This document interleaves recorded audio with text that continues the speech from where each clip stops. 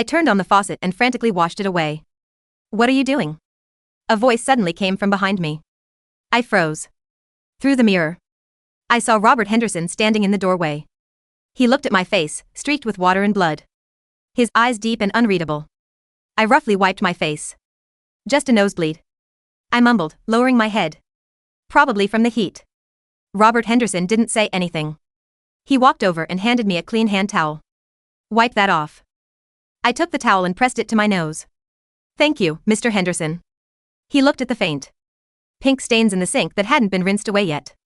"Does this happen often?" "Occasionally." I lied. Nosebleeds had been happening more and more frequently lately. Robert Henderson stared at me for a moment. "You should see a doctor," he said. "No need. It's an old problem," I replied, lowering my head, trying to slip past him. "Jade." He stopped me. "You don't have to live so cautiously in this house. Your mom is your mom. You are you."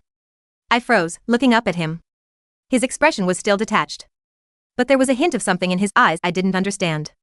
"If you're not feeling well, say something. Stop trying to be tough. Nobody's giving you a prize for enduring all this pain alone." With that, he turned and left, leaving me alone in the restroom. The towel in my hand carried a faint scent of pine. It was his scent mixed with a faint whisper of decay. I stood in the bathroom for a long while. The pine-scented towel pressed firmly to my nose. The faint metallic tang of blood still coating my tongue. The bleeding had slowed to a trickle. But my head throbbed, a dull, persistent ache that radiated from the base of my skull to my temples. Familiar, unrelenting. A reminder of the tumor eating away at my brain. The same one that had killed me in my last life. Robert Henderson's words hung in the air. Soft yet sharp, unlike anything I'd ever heard from him. "You don't have to live so cautiously in this house. Your mom is your mom. You are you. Stop trying to be tough. Nobody's giving you a prize for enduring all this pain alone." No one had ever spoken to me like that. Not my father, who'd screamed at me for breathing too loud when he lost his bets. Not my sister, who'd taken every penny I earned and called me selfish for keeping a dime for myself. Not the doctors who delivered my diagnosis with cold detachment, as if I were a stray dog too sick to treat. Not even my mother, who saw me only as a messy, inconvenient accessory to her new wealthy life. I'd spent my entire existence, both lives, being quiet, being small, being invisible, enduring pain so I wouldn't be a burden, so I wouldn't be yelled at, so I wouldn't be abandoned. And here in the bathroom of a man who'd driven my little sister to suicide in my past life was the first person to tell me I didn't have to suffer. In silence, I stared at my reflection in the mirror. My face pale, my eyes sunken. Streaks of red still faint on my cheeks. I looked like a ghost, which felt fitting. I was a ghost in every way that mattered. Alive in body, but already dying. Just biding my time until the darkness took me for good. I folded the towel neatly, set it on the marble counter, and rinsed the last of the blood from the sink. My hands shaking slightly when I stepped back into the dining room. My mother's glare could have burned holes through me. But Robert didn't look up from his book. And I slipped back into my seat without a word, finishing my soup in silence. The spoon clinking softly against the bowl. The only sound in the room besides the rustle of his pages. After that day, something shifted in the quiet rhythm of the villa. I still spent most of my days in the south-facing storage room, dragging a wooden chair to the floor-to-ceiling window, letting the sunlight wrap around me like a blanket. It was the only thing that eased the constant cold in my bones. The temperature dysregulation. The tumor had left me with a chill that no heater, no blanket, no thick coat could chase away. The room was still cluttered with old furniture. Dusty armchairs, a cracked vanity, a stack of leather-bound books with faded spines. But I tidied it enough to make it mine. A thin mattress on the floor. My duffel bag tucked in the corner. The photo album with my terminal diagnosis hidden under my pillow. A small potted succulent I'd found on the windowsill. The only living thing in the room besides me. Robert Henderson began to pass my door more often. First, it was just a quick pause, his shadow stretching across the floorboards. As he lingered for a second, watching me sit in the sun. My eyes closed, my face tilted toward the light. He never spoke, never knocked, never intruded. He just stood there, silent. His pale face impassive, his lips bloodless. His frame thin and fragile, as if a strong wind could blow him over. I'd felt his gaze on me many times, but I never opened my eyes, never acknowledged him. In my last life, I'd feared him, feared his coldness, his silence, the way he'd isolate Chloe, criticize her every move, drain the life from her until she could no longer breathe. But now he felt less like a monster and more like a fellow prisoner. Trapped in this gilded villa. Just as I was trapped in my dying body. His gaze was not angry, not cruel. Not possessive. It was recognizing. Like he saw the ghost in me. The quiet decay, the slow fade. And recognized it in himself. One afternoon, I woke up from a shallow nap. My head throbbing, my nose tingling with the familiar threat of a bleed. When I opened my eyes, Robert was standing in the doorway. Leaning lightly against the frame. A mug of warm tea in his hand. Steam curling into the air. He didn't startle when I looked at him. Didn't apologize for intruding. He just held out the mug. His hand steady despite how pale and frail it looked. Chamomile, he said. His voice flat, unemotional as always. For the headaches. I stared at the mug. Then at him. No one had ever made me tea for my headaches. No one had ever cared enough to notice I had them. I reached out, my fingers brushing his. And his skin was cold, colder than mine. As if his blood barely flowed. I took the mug, the warmth seeping into my frozen fingers. And mumbled a quiet thank you. Mr. Henderson. He nodded once and turned to leave. But paused at the door. The sun helps. He said so quietly, I almost missed it. It helps with the cold, with the weight. I didn't ask him what weight. I didn't need to.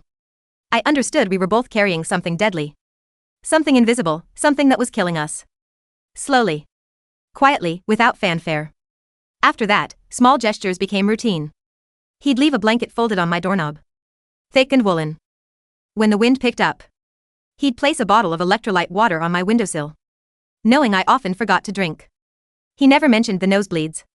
Never pushed me to see a doctor. Never asked about the pain I tried so hard to hide. He just saw me in a way no one ever had. In a way I'd never let anyone see me. My mother, of course. Noticed nothing. She was too busy performing the role of the perfect devoted wife. Cooking 3-course meals. Giving Robert shoulder massages. Watching financial news with him. Laughing at his dry jokes. Tiptoeing around his need for silence.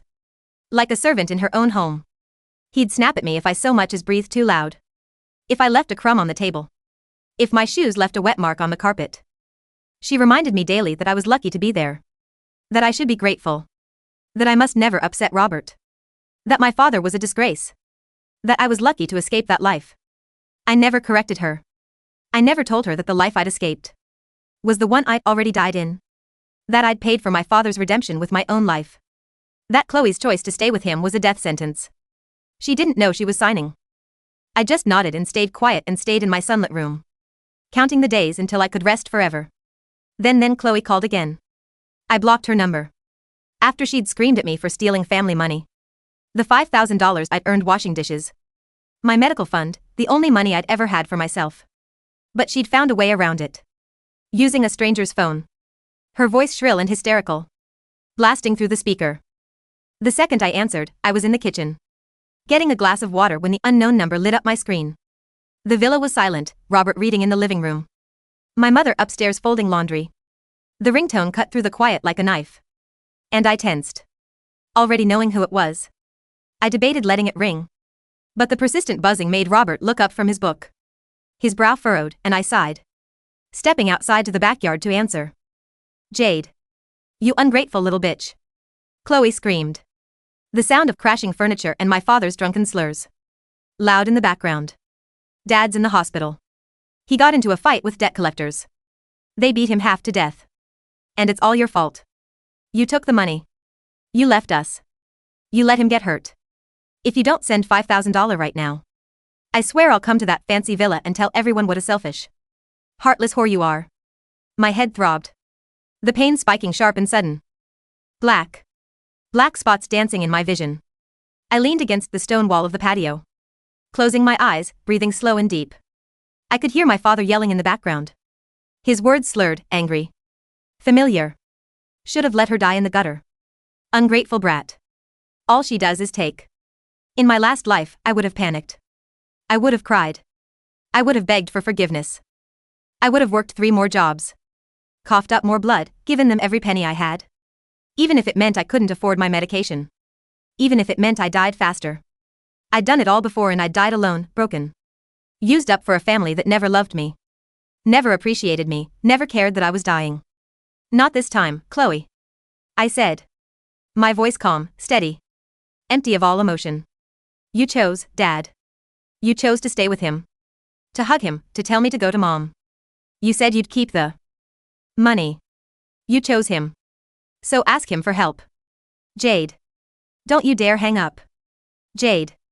I pulled the phone away from my ear, staring at the screen for a split second before my thumb hovered over the red icon. My hand was shaking, not from fear, but from the adrenaline crashing against the weakness of my body. Goodbye, Chloe. I ended the call. The silence that rushed back into the garden was deafening. The cicadas buzzed, a lonely, rhythmic sound. I stood there, gripping the phone, waiting for the guilt to come, the old conditioning that told me I was bad, selfish, a villain. But it didn't come. Instead, a wave of dizziness hit me. The black spots in my vision coalesced into a dark veil. My knees buckled. I didn't hit the ground. Thin, cold arms caught me. They weren't strong, but they were steady. I smelled the pine and that faint, underlying scent of decay, expensive cologne masking the smell of sickness. Breathe, Robert's voice said. It wasn't a command, it was an instruction. I gasped, air rushing into my lungs, and looked up. Robert Henderson was holding me up, his face as pale as parchment, his dark eyes scanning mine with a clinical sort of intensity. He must have followed me out. They want money, I whispered, my voice trembling. I heard, he said. He maneuvered me to the iron bench near the rose bushes and sat me down. He didn't let go of my arm immediately. He checked my pulse, his fingers like ice against my wrist. Did you give it to them? No. Good. He straightened up, smoothing the cuffs of his shirt. He looked toward the gate of the villa, his expression unreadable. Give me your phone. I blinked, confused, but handed it to him. He tapped the screen a few times with precise, deliberate movements. What are you doing? Changing your number, he said simply. And blocking the old one from the carrier side. They won't get through again. He handed the device back to me. If they show up at the gate, security has standing orders to remove trespassers. Violently, if necessary. I looked at him, really looked at him. In my past life, this man had been the villain of my sister's story. He had been the cold, abusive husband who drove her to the brink. But as I watched him now, struggling slightly to catch his own breath, rubbing at the center of his chest, I realized the narrative I'd been fed was wrong. Chloe hadn't been a victim of his cruelty. She had been a victim of his indifference. And my parents, they had just wanted his money. Why? I asked. Why do you care? Robert looked down at me. The sunlight caught the gray in his hair, the translucent quality of his skin. Because, he said, his voice dropping to a rasp, I know what it's like to be eaten alive by parasites while you're already dying. The weeks that followed were a blur of golden light and deepening shadows. The summer heat intensified, and so did the pressure in my skull. The nosebleeds became a daily occurrence. I stopped trying to hide them from Robert. There was no point. We had formed a silent pact, a grim alliance of the dying. My mother remained oblivious. She was too busy planning a charity gala she was hosting at the villa, a desperate attempt to cement her status in high society. She fluttered around the house in silk dresses, barking orders at the staff, complaining about the floral arrangements, and occasionally stopping to critique my appearance. You look ghastly, Jade, she said one morning at breakfast, buttering a piece of toast. Put on some rouge. You look like a corpse. It reflects poorly on Robert. I stared at my oatmeal, the spoon heavy in my hand. I'm tired, Mom. We're all tired, she snapped. Robert works himself to the bone. I manage this entire estate. You have no responsibilities. You have no excuse to be lazy. Robert lowered his newspaper. The rustle of paper was loud in the tension. She isn't lazy, Lydia, he said. His voice was quiet, but it carried the weight of a gavel strike. She is ill. My mother froze. She let out a nervous, tittering laugh. Ill? Oh, Robert, don't be dramatic. She's always been frail. It's just anemia. She gets it from her father's side. Weak stock. She needs rest, Robert said, ignoring her explanation. She is not to be disturbed for your gala. She will stay in her room. But I need her to hand out the gift bags, my mother stammered, her face flushing red. It looks good for the family image if. I said no. Robert went back to reading. My mother sat in stunned silence, her fork scraping screechingly against her plate. I didn't look up, but under the table, my hand trembled. It was the first time anyone had defended me against her. Later that afternoon, I was in the storage room, my sunroom, when the door creaked open. Robert walked in. He didn't have tea this time. He had a small, velvet box. He sat on the dusty ottoman opposite my mattress. He looked worse than usual. His lips were tinged with blue, and his breathing was shallow. What is it? I asked, my voice hoarse. I had spent the last hour vomiting into a bucket, the pressure in my head blinding. It's a key, he said, placing the box on the floor between us. To a safe deposit box. In Zurich. I stared at it. I don't understand. I updated my will yesterday, Robert said matter-of-factly, as if discussing the weather. Your mother gets the house and a monthly stipend. Generous enough to keep her comfortable, strict enough to keep her from gambling it away or giving it to your father. He paused, a coughing fit seizing him. He pressed a handkerchief to his mouth. When he pulled it away, I saw the familiar red stain. He folded it quickly, hiding it. You, he continued, breathless, get the rest. The liquid assets. The portfolio. Everything. I sat up, the room spinning. Robert. I can't. I'm dying. What use is money to a ghost? That's exactly why, he said. He leaned forward, his eyes burning with an intensity one had never seen before. Because you won't use it to buy status. You won't use it to fuel an addiction. You can use it to make sure they get nothing. He smiled then, a thin, cruel, beautiful smile. I know you, Jade. You hate them. You hate them for what they did to you. For the love they withheld. For the way they are bleeding you dry. I don't want revenge, I whispered. I just want it to stop. Revenge is just justice without the paperwork, he rasped. Listen to me. I have, maybe 2 months. My heart is functioning at 15%. It's congestive failure. I am drowning in my own body. I have a glioblastoma, I confessed. The words felt heavy, like stones falling from my mouth. Stage 4.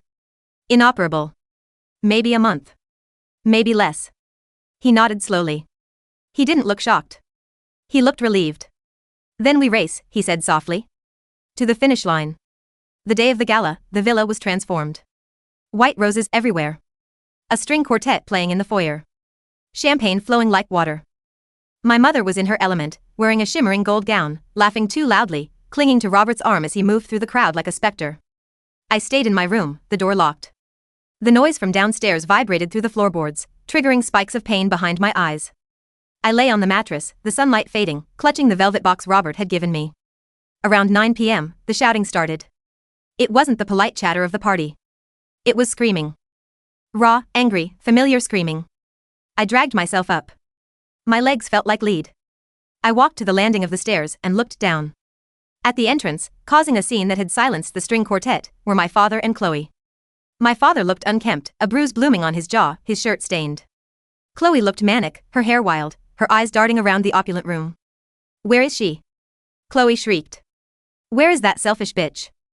Security was moving in, but my mother was there, frantically waving them off, trying to hush her family. Please, not here. Harold, Chloe, please, leave. We can talk later. We're not leaving until we get what's ours, my father bellowed. He spotted Robert. You rich prick. You think you can steal my daughter and cut us off? Robert stood at the bottom of the stairs. He looked incredibly small in his tuxedo, but he didn't flinch. He took a sip of his champagne. I didn't steal her, Robert said, his voice cutting through the room, amplified by the sudden silence. She ran. And frankly, looking at you, I'm surprised she didn't run sooner. You have no right. Chloe lunged forward, but a security guard caught her arm. Jade. Jade. She looked up and saw me on the landing. The entire party turned their eyes upward. I stood there, wearing my oversized gray sweater and sweatpants, barefoot, pale as death. I must have looked like an apparition haunting the festivities. There she is. Chloe spat. Look at her.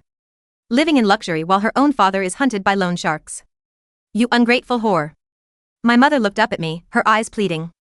Go away, her eyes said. Hide. Don't ruin this for me. I gripped the railing. The pain in my head was a blinding white noise. But clarity sliced through it. I didn't take the money, Chloe, I said. My voice was weak, but in the silence of the hall, it carried. I earned that money washing dishes. To pay for my chemotherapy. A ripple of murmurs went through the crowd. My mother's face went slack. Chemo, what? She whispered. Lies, my father yelled. She's lying to get sympathy. She is dying, Robert said. He stepped forward, placing his glass on a waiter's tray with a sharp clink. She has a brain tumor. She has been dying for months. And while she was dying, you were beating her for cash. Robert turned to my mother. And you, Lydia. You were too busy picking out flower arrangements to notice your daughter couldn't walk in a straight line. I didn't know, my mother stammered, tears welling up, tears of embarrassment, not grief. She never said anything. She's always been secretive. She didn't tell you because you wouldn't have cared, I said. I felt a trickle of warmth on my upper lip. I wiped it. My hand came away red. You only care about how things look. Get them out, Robert ordered the security team. Now. You can't do this, my father screamed as he was dragged backward. I'm her father. You are a sperm donor with a gambling addiction, Robert said coldly. If I see you near this property again, I will have you arrested for extortion. I have the voicemails. I have the texts. As the doors slammed shut on their screaming, the silence in the hall was absolute. My mother stood frozen, her gold dress shimmering under the chandelier, looking utterly alone. I looked at Robert. He looked up at me. He gave a microscopic nod. Then the world tilted. The floor rushed up to meet me. The last thing I heard was the sound of my mother screaming my name, not in worry, but in the terror of a scandal. I woke up in a white room. The smell of antiseptic replaced the smell of pine. The hum of machines replaced the cicadas. I was in the hospital. I tried to move, but my body felt disconnected, heavy and numb. My vision was blurry at the edges. You're awake. I turned my head. Robert was sitting in the chair next to the bed. He wasn't wearing his tuxedo anymore. He was in a hospital gown, and 4 drip attached to his own arm. He looked like he had aged 10 years in a night. Where are we? I croaked. Private suite, he said. We're roommates. I managed a weak smile. Did you have a heart attack? Mild episode, he dismissed it. Too much excitement. But it gave me an excuse to check in alongside you. Your mother is in the waiting room. I told the nurses she isn't allowed in unless you ask for her. I don't want to see her, I said. Good. We sat in silence for a while. The monitor beeped, a steady, slowing rhythm. How long? I asked. Robert looked at the ceiling. The doctor says days for you. Maybe a week. The hemorrhage was significant. And you? I might outlast you by a fortnight. If I'm unlucky. I closed my eyes. It was strange. I wasn't scared. In my last life, I had died alone in a cold apartment, terrified, clutching a phone that no one answered. Here, I was in soft sheets, pain-free thanks to the morphine, with the only person who understood me. Thank you, I whispered. For what? For seeing me. For the tea. For everything. Robert reached out. His hand was trembling violently now. He took my hand. His skin was still cold, but mine was colder. You didn't deserve this life, Jade, he said, his voice breaking for the first time. You were a good kid. You were just planted in bad soil. Maybe next time, I murmured, sleep dragging at my consciousness. Maybe next time I'll be a succulent. In the sun. I'll make sure to water you, he said. The end came 3 days later. It wasn't dramatic. There was no grand speech. I simply drifted further and further away. The pain faded into a dull echo. The voices of the doctors became distant murmurs. My mother tried to force her way in once. I heard her shrill voice in the hallway, demanding to see her daughter, demanding to know about the will. Robert's security detail stopped her. I heard Robert's voice, weak but fierce, telling her to go home. She left. She didn't come back. On the last night, a storm broke over the city. Thunder rattled the window panes. I opened my eyes one last time. The room was dark, lit only by the lightning flashes. Robert was awake, watching me from his bed. He had pulled his chair over so he was right beside me. He looked like a skeleton now, his eyes sunken, his breath rattling in his chest. It's time, I whispered. I knew it. I could feel the tether snapping. Robert nodded. He reached into the drawer of the bedside table and pulled out the velvet box. He placed it in my hand, curling my fingers around it. You won, he rasped. You beat me to the finish line. It's not a race, I breathed. It was to me, he said. A tear, a single, solitary tear, tracked through the hollow of his cheek. Go be Jade. It's okay. You don't have to be tough anymore. I looked at him, at the man who had been a monster in one life and a savior in this one. I realized then that we were just two broken things that had found a way to fit together before the end. Goodbye, Robert. Goodbye, Jade. I closed my eyes. The scent of pine was there, faint but present. The cold seeped out of my bones, replaced by a warm, encompassing light. The throbbing in my head stopped. The silence came. And it was beautiful. Epilogue. Robert Henderson died 12 days after his stepdaughter. His death was quiet, attributed to heart failure. But the chaos that followed was anything but. The reading of the will was a spectacle that the tabloids feasted on for months. Lydia Henderson arrived dressed in black, clutching a handkerchief, flanked by her estranged husband and daughter, who she had seemingly reconciled with in hopes of a payout. When the lawyer read the document, the screaming could be heard from the parking lot. To Lydia, Robert left the villa, with the stipulation that it could not be sold for 10 years, and a monthly allowance of $3,000, contingent on drug tests and a lack of cohabitation with her ex-husband. To Harold and Chloe, he left nothing. Not a dime. In fact, he left a debt. He had purchased the debt from the loan sharks Harold owed money to. The estate now owned Harold's debt, and the instructions were to collect aggressively. The bulk of the estate, millions in assets, offshore accounts, and property, was placed into a trust. The Jade Foundation. Its sole purpose was to provide housing and medical care for terminally ill young adults estranged from their families. In the south-facing storage room of the villa, which Lydia was legally forbidden from renovating or entering under the terms of the trust, a single wooden chair remained by the window. On the windowsill sat a small potted succulent. It thrived there, bathed in the sunlight, green and resilient, growing in the silence of the empty house. And sometimes, when the wind blew through the garden, the staff swore they could smell the scent of pine, and the faint, sweet smell of chamomile tea.